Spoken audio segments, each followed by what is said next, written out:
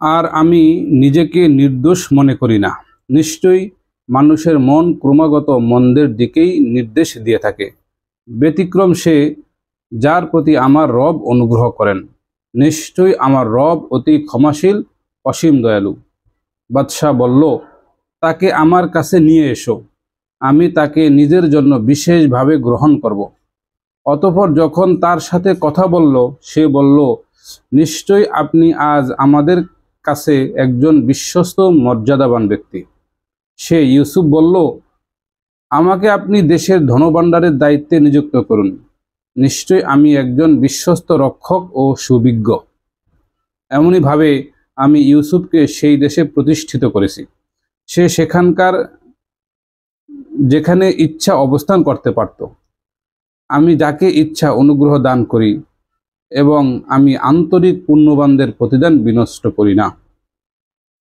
আর তাদের জন্য পরকালের প্রতিদান উত্তম, যারা ঈমান এনেছে আর তাকওয়া অবলম্বন করে চলে। ইউসুফের ভাইয়েরা আগমন করল, অতঃপর তারা তার নিকট উপস্থিত হলো। সে তাদেরকে চিনল, কিন্তু তারা তাকে চিনতে পারল না। সে তাদেরকে তাদের রসদ প্রস্তুত করে দিয়ে বলল, তোমাদের বৈমাত্র ভাইকে আমার কাছে নিয়ে এসো। তোমরা কি দেখছো না, নিশ্চয়ই আমি পূর্ণ মাত্রায় মেপে দিচ্ছি এবং আমি উত্তম অতিথি পরায়ণ। অতএব যদি তাকে আমার কাছে না নিয়ে আসো, তবে আমার কাছে তোমাদের কোনো বরাদ্দ নেই এবং তোমরা আমার কাছেও আসবে না। তারা বলল, আমরা শীঘ্রই তার ব্যাপারে তার পিতাকে সম্মত করার চেষ্টা করব এবং নিশ্চয়ই আমরা তা বাস্তবায়ন করব। এবং সে ভৃত্যদেরকে বলল, তাদের পণ্যমূল্য তাদের রসদপত্রের মধ্যে রেখে দাও। হয়তো তারা পরিবারের কাছে পৌঁছে তা চিনতে পারবে এবং সম্ভবত তারা পুনর্বার আসবে। অতঃপর যখন তারা তাদের পিতার কাছে ফিরে এলো, তারা বলল, হে আমাদের পিতা, আমাদের জন্য বরাদ্দ নিষিদ্ধ করা হয়েছে। অতএব আপনি আমাদের ভাইকে আমাদের সাথে পাঠান, যাতে আমরা বরাদ্দ আনতে পারি এবং আমরা অবশ্যই তার হেফাজত করবই।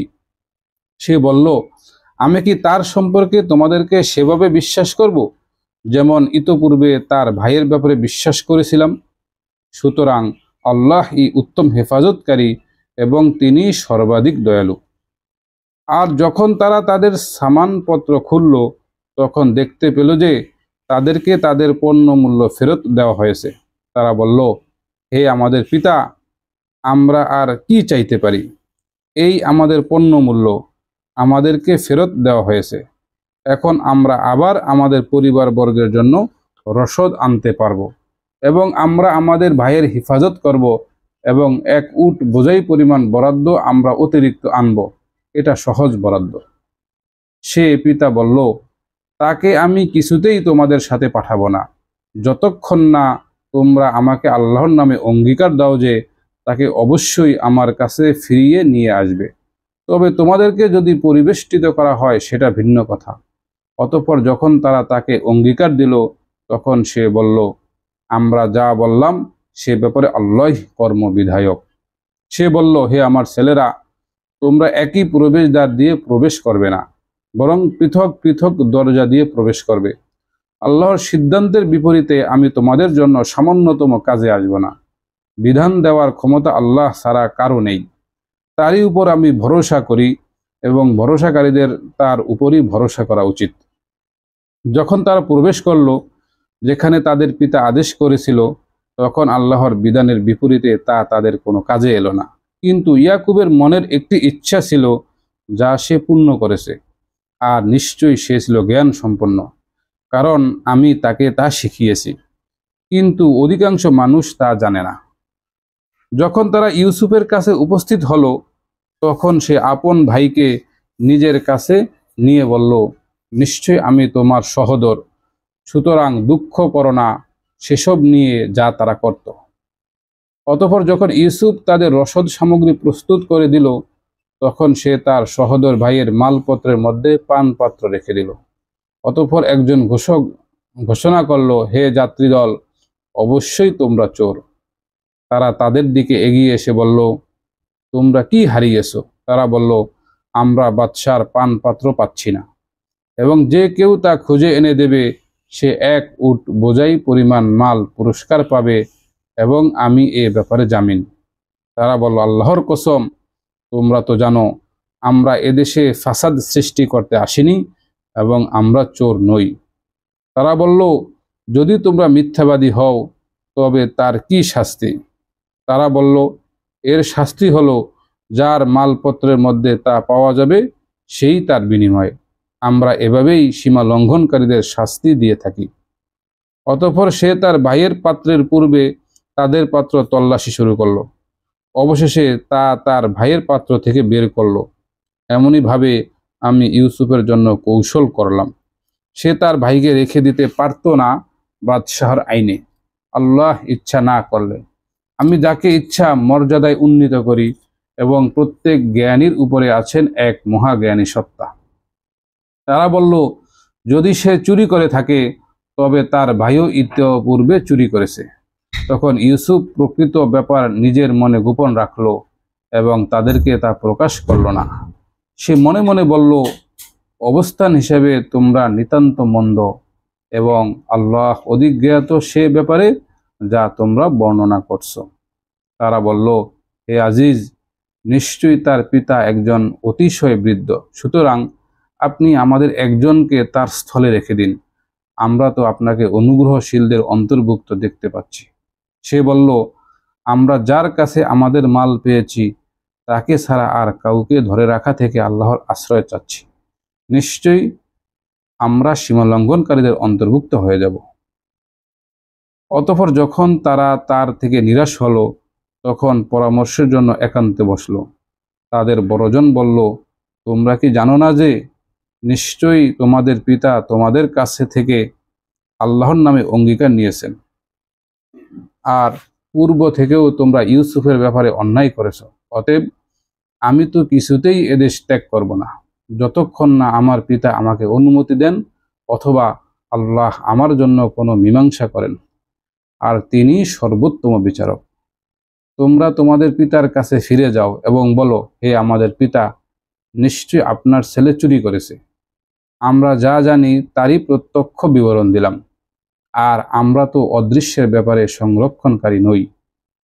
আর জিজ্ঞেস করুন সেই জনপদের লোকদেরকে যেখানে আমরা ছিলাম এবং সেই যাত্রীদলকে যাদের সাথে আমরা এসেছি, নিশ্চয়ই আমরা সত্যবাদী।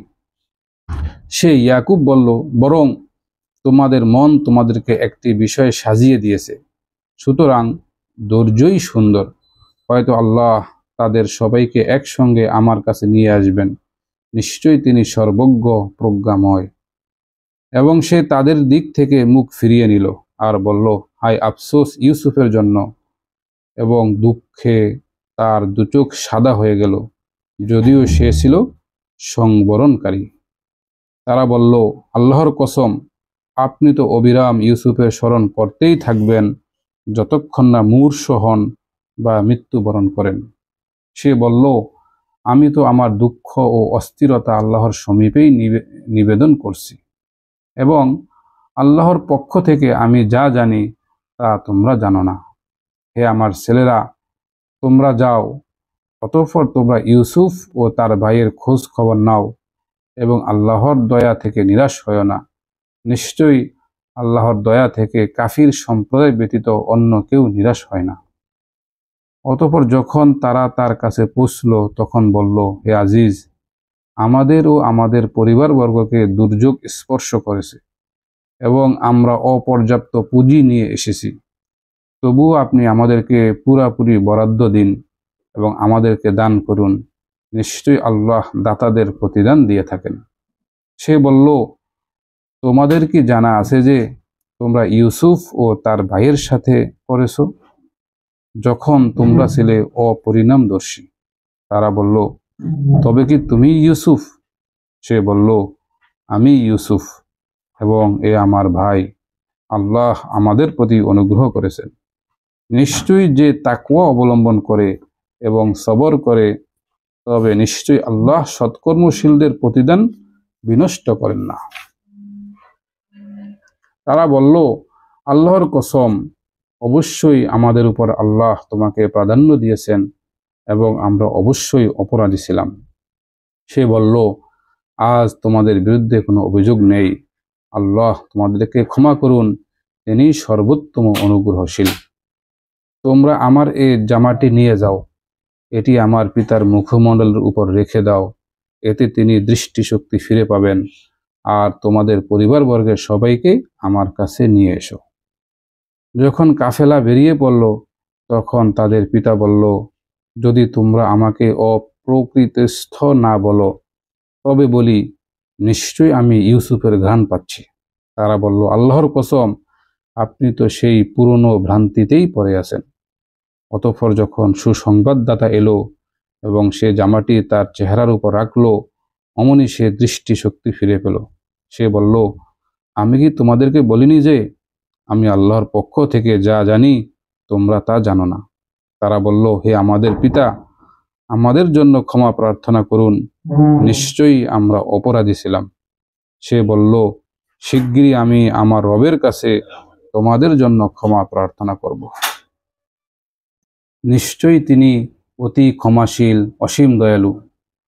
অতঃপর যখন তারা ইউসুফের নিকট উপস্থিত হলো, তখন সে পিতা মাতাকে নিজের কাছে স্থান দিল এবং বলল, আল্লাহ চান তো নিরাপদ অবস্থায় আপনারা মিশরে প্রবেশ করুন। এবং সে পিতামাতাকে সিংহাসনের উপর বসালো এবং তারা সবাই তার সামনে সম্মানসূচক সিজদাবনত হলো। সে বলল, হে আমার পিতা, এ হচ্ছে আমার ইতপূর্বেকার স্বপ্নের ব্যাখ্যা। আমার রব তাকে সত্যে পরিণত করেছেন এবং তিনি আমার প্রতি অনুগ্রহ করেছেন, আমাকে কারাগার থেকে বের করে এবং আপনাদেরকে নিয়ে এসেছেন মরুপ্রান্ত থেকে। শয়তান আমার ও আমার ভাইদের মধ্যে কলহ সৃষ্টি করে দেওয়ার পরও আমার রব যা চান তা বাস্তবায়নে তিনি সূক্ষ্মদর্শী, নিশ্চয়ই তিনি সর্বজ্ঞ প্রজ্ঞাময়। হে আমার রব, আপনি আমাকে রাষ্ট্র ক্ষমতার অংশ দিয়েছেন এবং আমাকে স্বপ্নের ব্যাখ্যা শিখিয়েছেন। হে আসমান ও জমিনের স্রষ্টা, আপনি আমার অভিভাবক ইহকাল ও পরকালে। আমাকে মুসলিম অবস্থায় মৃত্যু দান করুন এবং আমাকে সৎকর্মশীলদের সাথে মিলিত রাখুন। হে নবী, এগুলো হচ্ছে অদৃশ্যের খবর, আমি তা তোমার কাছে ওয়াহি করে পাঠাই। তুমি তো তাদের কাছে ছিলে না যখন তারা তাদের কাজে একজোট হয়েছিল এবং তারা চক্রান্ত করেছিল। আর তুমি যতই চাও না কেন, অধিকাংশ লোক ঈমান আনয়নকারী নয়। তুমি তো তাদের কাছে কোনো বিনিময় চাচ্ছ না। এটা তো সারা বিশ্বজগতের জন্য উপদেশ ছাড়া কিছু নয়। কতই না নিদর্শন রয়েছে আসমানসমূহ ও জমিনে, সেগুলোর উপর দিয়ে তারা অতিক্রম করে, অথচ তারা এসব থেকে উপেক্ষাকারী। তাদের অধিকাংশই আল্লাহর প্রতি ঈমান আনে না, এমত অবস্থায় যে তারা শিরকেও লিপ্ত হতে থাকে। তারা কি নিরাপদ হয়ে গেছে যে তাদের উপর আল্লাহর পক্ষ থেকে সর্বগ্রাসী শাস্তি আসবে না, অথবা তাদের কাছে হঠাৎ কিয়ামত আসা থেকে, অথচ তারা টেরও পাবে না? বলো, এটাই আমার পথ, আমি ও আমাকে যারা অনুসরণ করে আল্লাহর পথে ডাকি বিচক্ষণতার সাথে। আল্লাহ পবিত্র, আর আমি মুশরিকদের অন্তর্ভুক্ত নই। আর তোমার পূর্বে জনপদবাসীর মধ্য থেকে পুরুষদের ছাড়া কাউকে রাসেল হিসেবে পাঠাইনি, যাদের কাছে আমি ওয়াহি পাঠাতাম। তারা কি পৃথিবীতে ভ্রমণ করেনি, যাতে তারা দেখতে পেত কি পরিণতি হয়েছিল তাদের পূর্বে যারা ছিল? যারা তাকওয়া অবলম্বন করে চলে, তাদের জন্য পরকালের আবাসই উত্তম। তোমরা কি বোঝো না? এমনকি যখন রাসূলগণ নিরাশ হয়ে গেল এবং কাফেররা ধারণা করল যে অবশ্যই তাদের মিথ্যা প্রতিশ্রুতি দেওয়া হয়েছে, তখন তাদের কাছে আমার সাহায্য এলো। অতঃপর আমি যাকে চেয়েছি সে মুক্তিপ্রাপ্ত হয়েছে। অপরাধী সম্প্রদায় থেকে আমার শাস্তি প্রতিহত করা যায় না।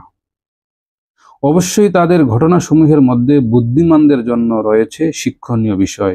এ কুরআন এমন কোনো কথা নয় যা রচনা করা যায়, বরং সত্যায়নকারী তাদের পূর্বেকার কিতাবসমূহের এবং প্রত্যেক জিনিসের বিস্তারিত বিবরণ, আর হিদায়াত ও রহমত সে জাতির জন্য যারা ঈমান আনে। আদ, আলিফ লাম মিম র, এগুলো কিতাবের আয়াত যা তোমার রবের পক্ষ থেকে তোমার প্রতি অবতীর্ণ হয়েছে, তা সত্য। কিন্তু অধিকাংশ মানুষ ঈমান আনে না। তিনি আল্লাহ, যিনি সমুচ্চ করেছেন আকাশমণ্ডলীকে, স্তম্ভ ব্যতীত তোমরা তা দেখো। অতঃপর তিনি আরশে ইস্তিওয়া করেছেন এবং সূর্য ও চন্দ্রকে নিয়মাধীন করেছেন, প্রতিটি নির্দিষ্ট সময় অনুসারে আবর্তন করে। তিনি সকল বিষয় পরিচালনা করেন, বিশদ বর্ণনা করেন আয়াতসমূহ, যেন তোমরা তোমাদের রবের সাক্ষাতের ব্যাপারে নিশ্চিত বিশ্বাস করো।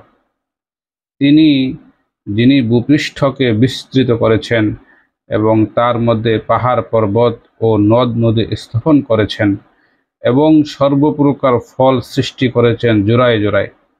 তিনি দিনকে রাত দ্বারা আবৃত করেন। নিশ্চয়ই তাতে সেই সম্প্রদায়ের জন্য অনেক নিদর্শন রয়েছে যারা চিন্তা ভাবনা করে। এবং পৃথিবীতে আছে পরস্পর সংলগ্ন ভূখণ্ড এবং আঙ্গুরের বাগানসমূহ, আছে শস্যক্ষেত্র ও খেজুর বাগিচা, যার কিছু একই মূল থেকে উদ্গত বা ভিন্ন ভিন্ন মূল থেকে উদ্গত। এগুলোকে একই পানি দ্বারা সেচ করা হয়, আর আমি স্বাদে একটিকে অপরটির চাইতে উৎকৃষ্টতর করে দিই। এগুলোর মধ্যে নিদর্শন রয়েছে এমন সম্প্রদায়ের জন্য যারা বুদ্ধি বিবেচনা রাখে। যদি তুমি বিস্মিত হও, তবে তাদের কথাও বিস্ময়কর যে আমরা যখন মাটিতে পরিণত হব, তখনও কি আমরা নতুনভাবে জীবিত হব? ওরাই তারা যারা তাদের রবের সাথে কুফরি করেছে, আর ওই সব লোকের গর্দানেই শিকল পড়বে এবং তারাই জাহান্নামী, তাতে তারা স্থায়ী হবে। আর তারা তোমার কাছে মঙ্গলের পূর্বে দ্রুত অমঙ্গল কামনা করে, অথচ অবশ্যই তাদের পূর্বে অতিক্রান্ত হয়েছে বহু দৃষ্টান্ত। নিশ্চয়ই তোমার রব মানুষের জন্য ক্ষমাশীল তাদের সীমা লঙ্ঘন সত্ত্বেও, আর নিশ্চয়ই তোমার রব শাস্তিদানে অবশ্যই কঠোর। এবং যারা কুফরি করেছে তারা বলে, তার নবীর প্রতি তার রবের পক্ষ থেকে কোনো নিদর্শন অবতীর্ণ হন না কেন? তুমি শুধু একজন সতর্ককারী, আর প্রত্যেক সম্প্রদায়ের জন্য রয়েছে একজন পথপ্রদর্শক। আল্লাহ জানেন প্রত্যেক নারী যা গর্ভধারণ করে এবং গর্ভাশয়ে যা সংকুচিত ও প্রসারিত হয়, এবং তার কাছে প্রত্যেক বস্তুরই রয়েছে একটি নির্ধারিত পরিমাপ। তিনি সকল গোপন ও প্রকাশ্য বিষয়ে অবগত, মহত্তম, সর্বোচ্চ মর্যাদাবান। তোমাদের মধ্যে যে কথা গোপন রাখে বা তা প্রকাশ করে, আর রাতের অন্ধকারে সে আত্মগোপন করুক বা দিনের আলোয় বিচরণ করুক, সবাই তার নিকট সমান। তার পক্ষ থেকে রয়েছে তার সামনে ও পেছনে ধারাবাহিক প্রহরী। আল্লাহর নির্দেশে তারা তাকে হেফাজত করে। নিশ্চয় আল্লাহ কোনো জাতির অবস্থা পরিবর্তন করেন না যতক্ষণ না তারা তাদের নিজেদের অবস্থা পরিবর্তন করে। আল্লাহ যখন কোনো জাতির উপর বিপদ চান, তখন তা প্রতিহত করা সম্ভব নয়, এবং তিনি ব্যতীত তাদের কোনো অভিভাবক নেই। যিনি তোমাদেরকে বিদ্যুৎ দেখান ভয় ও আশার জন্য, এবং সৃষ্টি করেন ঘন মেঘমালা। তার প্রশংসার মহিম বর্ণনা করে বজ্র ও ফেরেশতারা তার ভয়ে। আর তিনি বজ্রপাত পাঠান, অতঃপর যাকে ইচ্ছা তাকে তা দ্বারা আঘাত করেন। তবু তারা আল্লাহ সম্পর্কে বিতর্ক করে, অথচ তিনি কঠিন পাকড়াওকারী। সত্যের আহ্বান তারই জন্য, এবং যারা তাকে ছাড়া অন্যদেরকে ডাকে তারা তাদেরকে কোনো সাড়াই দেয় না, তবে ওই ব্যক্তির মতো যে প্রসারিতকারী। তার দুহাত পানির দিকে, যেন পানি তার মুখে পৌঁছে, অথচ তা তার কাছে পৌঁছাবার নয়। কাফিরদের আহ্বান কেবল ভ্রষ্টতায় নিপতিত। আর আল্লাহর প্রতি সিজদাবনত হয় আসমানসমূহ ও জমিনে যা কিছু আছে, ইচ্ছায় ও অনিচ্ছায়, এবং তাদের ছায়াগুলোও সকাল ও সন্ধ্যায়। বলো, আসমানসমূহ জমিনের রবকে? বলো, আল্লাহ। বলো, তবে কি তোমরা তাকে ব্যতীত এমন অভিভাবক স্থির করেছ যারা নিজেদের ভালো এবং মন্দ করার ক্ষমতা রাখে না? বলো, অন্ধ ও চক্ষুষ্মান কি সমান, অথবা সমান হয় কি অন্ধকার ও আলো?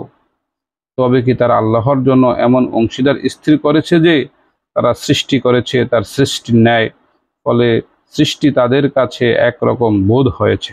বলো, আল্লাহই প্রত্যেক বস্তুর স্রষ্টা এবং তিনি একক পরাক্রমশালী। তিনি আকাশ থেকে বাড়ি বর্ষণ করেন, ফলে প্লাবিত হয় উপত্যকাসমূহ এবং তার পরিমাণ অনুযায়ী। অতঃপর প্লাবন বহন করে ফেনা রাশি উপরিভাগে।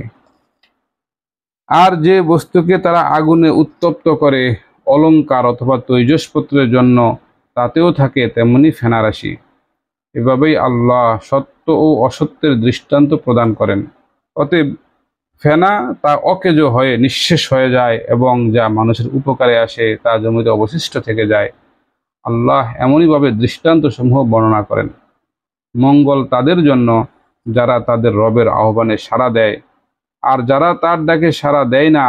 যদি তাদের কাছে জগতের সব কিছু থাকত এবং এর সাথে আরও সমপরিমাণ থাকত, তবে তারা সবই মুক্তিপণ স্বরূপ তা প্রদান করত। তাদের জন্য রয়েছে মন্দ হিসাব, তাদের আশ্রয়স্থল হবে জাহান্নাম, তা কতই না নিকৃষ্ট আশ্রয়স্থল। তোমার প্রতি তোমার রবের পক্ষ থেকে যা অবতীর্ণ হয়েছে তা সত্য বলে যে ব্যক্তি জানে, সে কি ওই ব্যক্তির মতো যে অন্ধ?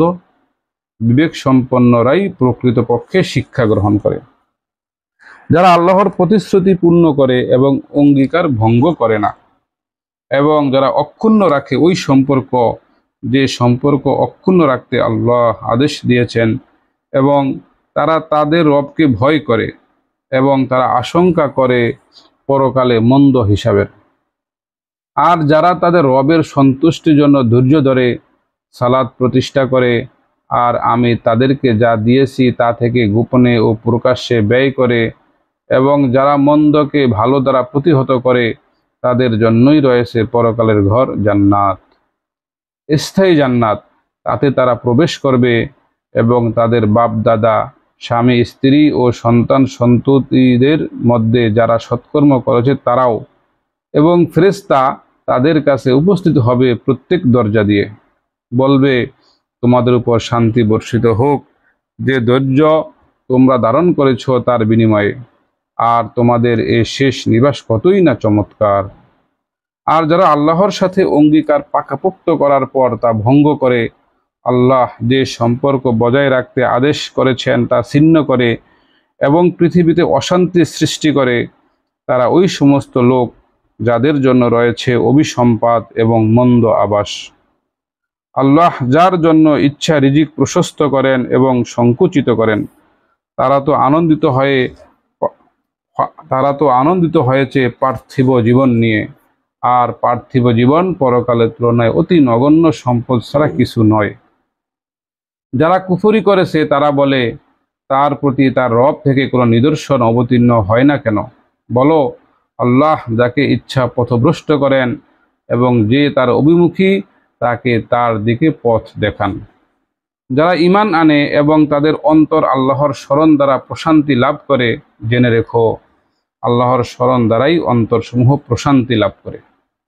যারা ঈমান আনে এবং সৎকর্ম সম্পাদন করে, তাদের জন্য রয়েছে সুসংবাদ এবং মনোরম প্রত্যাবর্তন স্থল। এভাবে আমি তোমাকে এমন এক জাতির মধ্যে প্রেরণ করেছি যার পূর্বে অনেক জাতি অতিক্রান্ত হয়েছে, যাতে তুমি তাদের নিকট তিলাওয়াত করো যা আমি তোমার নিকট ওয়াহি করেছি। তবু তারা দয়াময়ের সাথে কুফরি করে। বলো, তিনিই আমার রব, তিনি ব্যতীত আর কোনো ইলাহ নেই। আমি তার উপরই ভরসা করেছি এবং তার দিকেই আমার প্রত্যাবর্তন। আর নিশ্চয়ই যদি কোনো কুরআন এমন হতো যার সাহায্যে পাহাড়কে চলমান করা যেত এবং পৃথিবীকে বিদীর্ণ করা যেত, অথবা তা দ্বারা নৃত্যের সাথে কথা বলা যেত, তবু তারা ঈমান আনত না, বরং সকল কর্তৃত্ব আল্লাহর হাতে। তবে কি যারা ঈমান এনেছে তারা এই ব্যাপারে নিরাশ হয়ে গেছে যে যদি আল্লাহ ইচ্ছা করেন তবে সব মানুষকে অবশ্যই হিদায়াত দিতেন। যারা কুফরি করেছে তারা যা করেছে তার কারণে তাদের উপর বিপর্যয় আসতেই থাকবে, অথবা তা তাদের ঘরের নিকটবর্তী স্থানে নেমে আসবে, যতক্ষণ না আল্লাহর ওয়াদা আসে। নিশ্চয়ই আল্লাহ প্রতিশ্রুতির ব্যতিক্রম করেন না। অবশ্যই তোমার পূর্বেও রাসূলদের সাথে উপহাস করা হয়েছে, তবুও যারা কুফরি করেছে তাদেরকে আমি অবকাশ দিয়েছি, এরপর তাদেরকে পাকড়াও করেছি। অতএব কেমন ছিল আমার শাস্তি? তবে কি প্রত্যেক প্রাণী যা অর্জন করেছে তার যিনি পর্যবেক্ষক, তিনি কি তার মতো যে কিছুই জানে না?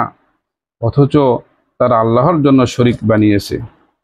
তুমি বলো, তাদের নাম ধাম বলো, নাকি তাকে তোমরা পৃথিবীর এমন কিছু জানাতে চাও যা তিনি জানেন না? নাকি তা কেবল মুখের কথা? কাফিরদের জন্য তাদের চক্রান্ত সুশোভিত করা হয়েছে এবং ফিরিয়ে রাখা হয়েছে সঠিক পথ থেকে। আর যাকে আল্লাহ বিপদগামী করেন তার জন্য কোনো পথপ্রদর্শক নেই। পার্থিব জীবনে তাদের জন্য রয়েছে এক শাস্তি, আর অবশ্যই পরকালের শাস্তি কঠোরতম। আর আল্লাহর শাস্তি থেকে তাদের কোনো রক্ষাকারী নেই। মুত্তাকিদের জন্য প্রতিশ্রুত জান্নাতের উপমা হলো, তার তলদেশ দিয়ে প্রবাহিত হয় নদ নদী, তার ফলসমূহ চিরস্থায়ী এবং ছায়াও। এটা মুত্তাকিদের প্রতিদান এবং কাফিরদের প্রতিফল অগ্নি। এবং যাদেরকে আমি কিতাব দিয়েছি তারা তোমার প্রতি যা অবতীর্ণ করা হয়েছে তা পেয়ে আনন্দিত হয়, কিন্তু কোনো দল তার কিছু বিষয় অস্বীকার করে।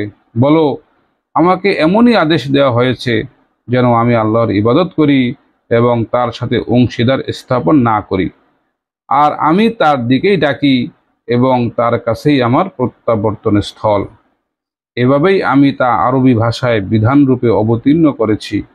অবশ্যই যদি তুমি তাদের প্রবৃত্তির অনুসরণ করো, তোমার কাছে জ্ঞান আসার পরেও, তবে আল্লাহর শাস্তি থেকে তোমার না থাকবে কোনো সাহায্যকারী আর না কোনো রক্ষাকারী। অবশ্যই তোমার পূর্বে আমি অনেক রাসূল প্রেরণ করেছি এবং তাদেরকে দিয়েছি স্ত্রী, পত্নী ও সন্তান সন্ততি। কোনো রাসূলের এমন সাধ্য নেই যে আল্লাহর নির্দেশ ছাড়া কোনো আয়াত নিয়ে আসবে। প্রত্যেক বিষয়ের নির্ধারিত কাল লিপিবদ্ধ। আল্লাহ যা ইচ্ছা নিশ্চিহ্ন করে দেন এবং যা ইচ্ছা প্রতিষ্ঠিত রাখেন, এবং তার কাছেই রয়েছে উম্মুল কিতাব। আমি তাদের সাথে যে ওয়াদা করেছি তার কিছু যদি তোমাকে দেখিয়ে দিই বা এর আগেই তোমাকে উঠিয়ে নিই, প্রকৃতপক্ষে তোমার দায়িত্ব তো কেবল পৌঁছে দেয়া এবং আমার দায়িত্ব হিসাব নেওয়া। তারা কি দেখে না যে আমি তাদের দেশকে চতুর্দিক থেকে সংকুচিত করে আনছি? আল্লাহ নির্দেশ দেন, তার নির্দেশ পুনর্বিবেচনাকারী কেউ নেই, আর তিনি হিসাব গ্রহণে দ্রুততর। তাদের পূর্বে যারা ছিল তারা চক্রান্ত করেছে, অথচ সকল চক্রান্ত তো আল্লাহর অধীনে। তিনি জানেন প্রত্যেক ব্যক্তি যা উপার্জন করে, এবং কাফিররা অচিরেই জানবে পরজীবনের উত্তম আবাসস্থল কাদের জন্য রয়েছে। কাফিররা বলে, তুমি প্রেরিত নও। বলো, আমার ও তোমাদের মধ্যে সাক্ষী হিসেবে আল্লাহ যথেষ্ট, এবং যার নিকট রয়েছে কিতাবের জ্ঞান। সূরা ইব্রাহিম। আলিফ লাম র। এই কিতাব যা আমি তোমার প্রতি অবতীর্ণ করেছি, যেন তুমি বের করে আনতে পারো মানুষকে তাদের রবের নির্দেশে অন্ধকার থেকে আলোর দিকে, মহাপরাক্রমশালী সর্বপ্রশংসিত রবের পথে। আল্লাহ, আসমান ও জমিনে যা কিছু রয়েছে সব তারই। কাফিরদের জন্য রয়েছে কঠিন শাস্তির দুর্ভোগ। যারা পরকালের চাইতে পার্থিব জীবনকে প্রাধান্য দেয়, আল্লাহর পথে বাধা দেয় এবং তাতে বক্রতা খুঁজে বেড়ায়, তারা তো সুদূর বিভ্রান্তিতে রয়েছে। আমি কোনো রাসূলকেই তার নিজ জাতির ভাষা ছাড়া প্রেরণ করিনি, যেন সে তাদের কাছে সুস্পষ্ট রূপে বর্ণনা করে। অতএব আল্লাহ যাকে ইচ্ছা পথভ্রষ্ট করেন এবং যাকে ইচ্ছা হিদায়াত দান করেন, আর তিনি পরাক্রমশালী প্রজ্ঞাময়।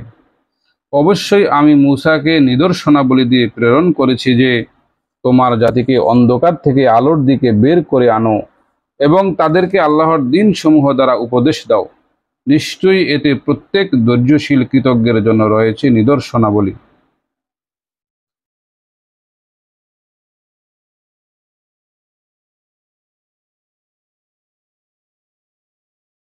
জাতিকে বলল, তোমাদের প্রতি আল্লাহর অনুগ্রহ স্মরণ করো যখন তিনি তোমাদেরকে ফিরআউন সম্প্রদায়ের কেবল থেকে মুক্তি দিয়েছেন। তারা তোমাদেরকে অত্যন্ত নিকৃষ্ট ধরনের শাস্তি দিত, তোমাদের ছেলেদেরকে জবাই করত এবং মেয়েদেরকে জীবিত রাখত। এর মধ্যে তোমাদের জন্য ছিল এক মহা পরীক্ষা তোমাদের রবের পক্ষ থেকে। যখন তোমাদের রব ঘোষণা করলেন, যদি তোমরা কৃতজ্ঞতা স্বীকার করো তবে তোমাদেরকে অধিক দেব, এবং যদি অকৃতজ্ঞ হও তবে নিশ্চয়ই আমার শাস্তি অত্যন্ত কঠোর। মূসা বলল, তোমরা এবং পৃথিবীর সকলে যদি কুফরি করো তবে জেনে রেখো আল্লাহ অভাবমুক্ত প্রশংসিত। তোমাদের কাছে কি তোমাদের পূর্ববর্তী নূহ, আদ ও সামুদ সম্প্রদায়ের এবং তাদের পরবর্তীদের খবর আসেনি? তাদের বিষয়ে আল্লাহ ছাড়া আর কেউ জানে না। তাদের কাছে তাদের রসুলগণ প্রমাণাদি সহ এসেছে।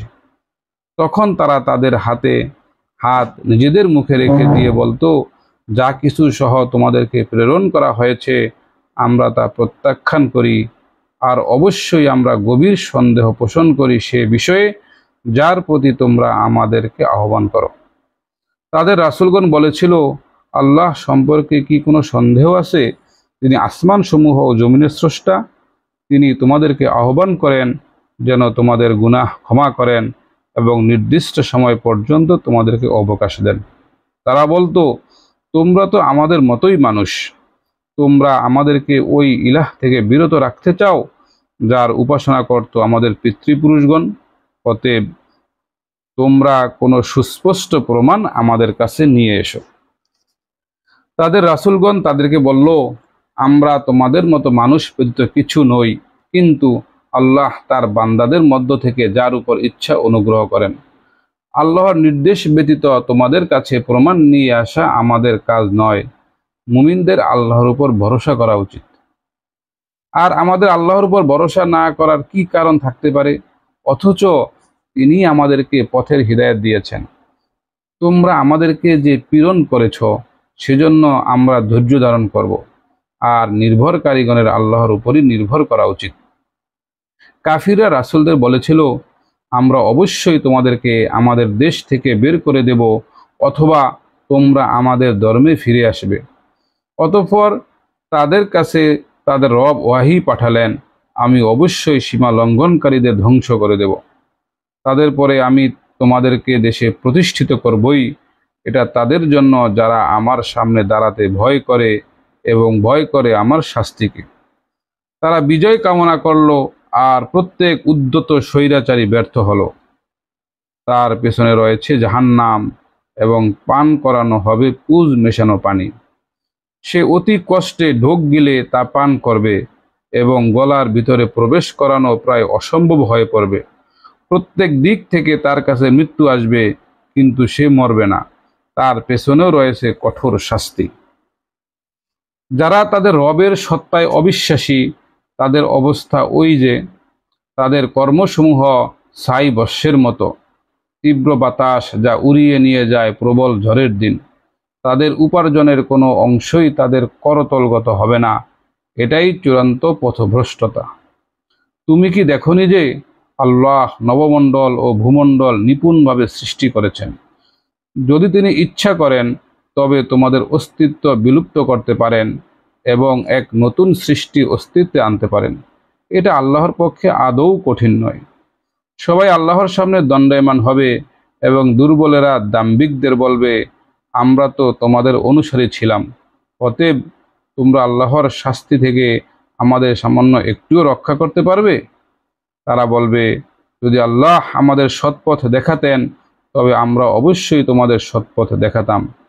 এখন আমরা ধৈর্যচ্যুত হই কিংবা ধৈর্যশীল হই, সবই আমাদের জন্য সমান, আমাদের কোনো নিষ্কৃতি নেই।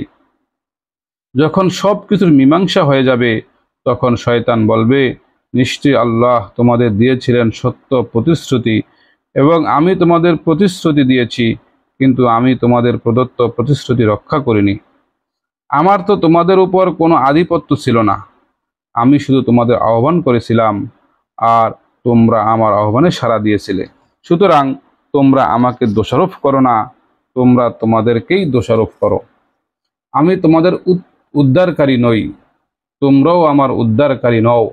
তোমরা যে পূর্বে আমাকে শরীক করেছিলে, নিশ্চয়ই আমি তা অস্বীকার করছি। নিশ্চয়ই যারা সীমা লঙ্ঘনকারী তাদের জন্য রয়েছে যন্ত্রণাদায়ক শাস্তি।